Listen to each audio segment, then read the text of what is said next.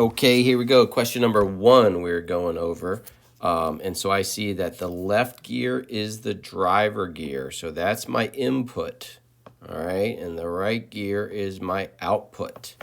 Okay, so I see that let's remember the formulas. We have our formulas that the gear ratio over 1 is equal to the teeth output divided by the teeth input.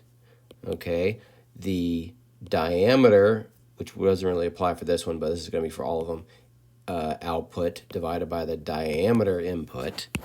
All right, the torque output divided by the torque input, or finally the RPMs input, that's the one that's different, divided by the RPMs or omega output. So the only one that's going to be different is our RPMs.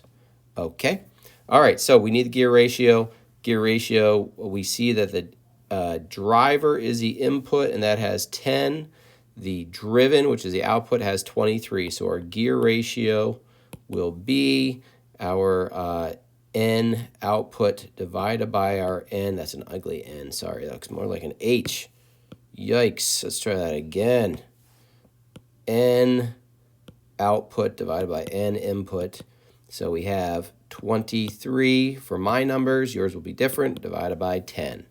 All right, we divide it out, and we get 23 divided by 10 is 2.3. I know we have the precision here. This is to remind you not to round too much. 2.3 is the right answer though, so I don't have to put zeros after it or anything like that. Okay, so there you go.